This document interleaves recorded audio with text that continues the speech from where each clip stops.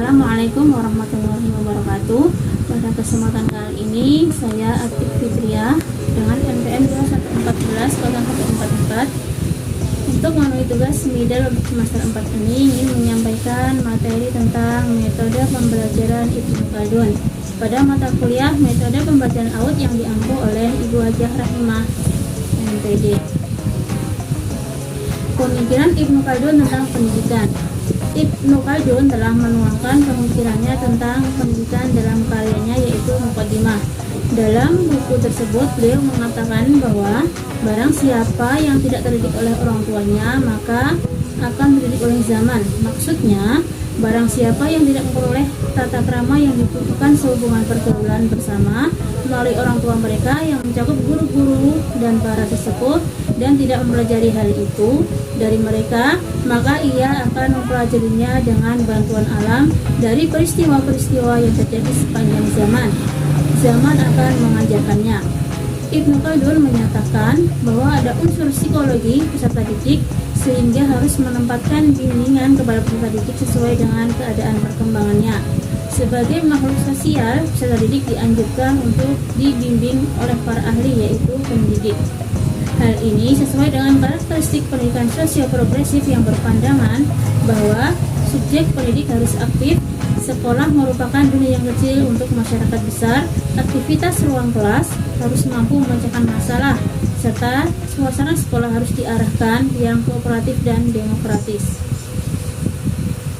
Ibnu Khaldun berpendapat bahwa metode pembelajaran yang harus digunakan dalam proses belajar mengajar diantaranya. Yang pertama adalah metode pentahapan.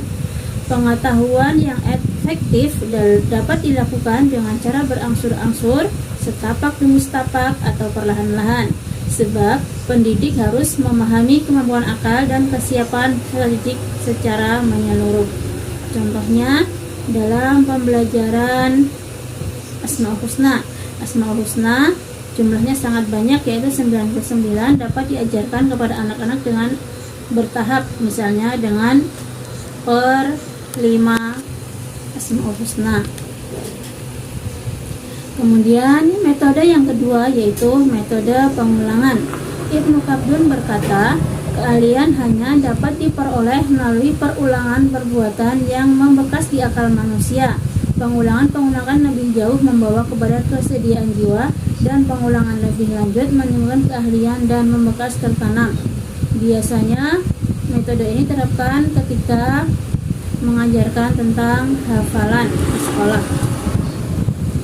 Dengan diajarkan secara berulang-ulang akhirnya akan dihafal oleh peserta didik. Yang ketiga yaitu metode kasih sayang. Ibnu Khaldun mengutip pendapat Harun Ar-Rasyid bahwasanya jangan pula terlalu berlemah lembut. Jika seandainya ia membiasakan hidup yang santai, sebisa mungkin perbaiki ia dengan kasih sayang dan lemah lembut. Jika ia tidak mau dengan cara ini, Anda akan melakukan dengan sikap keras. Sikap keras di sini bukan tidak menyakiti, namun dengan sikap tegas. Metode yang keempat yaitu metode peninjauan kematangan. Pengajaran Al-Quran pada anak usia dini sangat tidak baik dikarenakan anak usia dini tidak memahami apa yang terdapat dalam Al-Quran kecuali pemikirannya sudah berkembang sehingga memahami apa yang ia baca dan melaksanakan petunjuk yang ada dalam Al-Quran. Misalnya diajarkan dulu huruf hijaiyahnya terlebih dahulu. Kemudian metode yang kelima, metode penyesuaian dengan fisik dan psikis peserta didik. Ibnu Khaldun sependapat dengan metode pemusatan yang sesuai dengan teori psikologi Gestalt, yaitu metode yang memberikan perhatian pada belajar sebagai suatu gambaran yang umum ke khusus. Di samping itu, pendidik juga harus memperhatikan akal peserta didik terhadap kemampuan menerima pelajaran yang diperoleh. Nah, jadi anak-anak tidak mempunyai kecakapan yang sama, ada yang cepat menangkap, ada yang tidak, maka itu tergantung dari peserta didik. Kemudian metode yang keenam, metode kesesuaian dengan perkembangan potensi peserta didik. Ibnu Khaldun sangat menganjurkan para peserta didik agar menggunakan metode mengajar yang sesuai dengan tahap-tahap perkembangan peserta didik.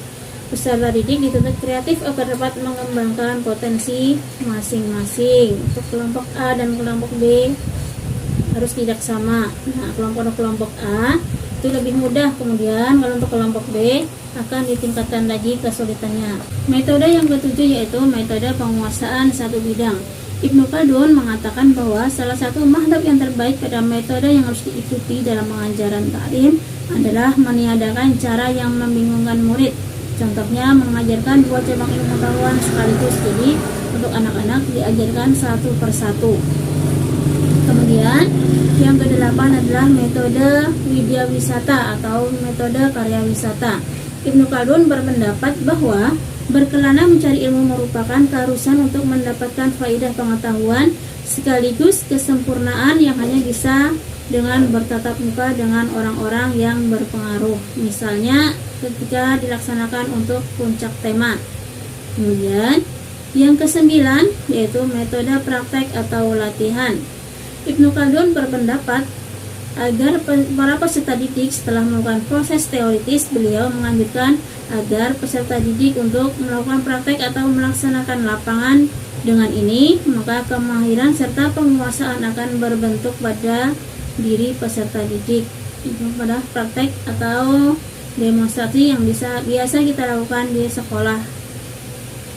Kemudian metode yang terakhir atau metode yang ke-10 yaitu metode menghindari peringkasan buku. Ringkasan dapat membingungkan serta menyebabkan kesulitan pada pemula dengan melemparkan tujuan-tujuan ilmu yang belum siap untuk diterimanya. Penguasaan yang didapatkan pula dari ringkasan sangat kurang dan ringkasan merusak pengertian yang membutuhkan penjelasan secara rinci. Nah, untuk metode yang ke-10 ini biasanya kalau untuk TK kita melakukan ringkasan. Jadi kita tidak dapat menghindari, maksudnya tidak dapat memakai metode yang ke-10 ini. Demikian presentasi dari saya. Terima kasih. Assalamualaikum warahmatullahi wabarakatuh.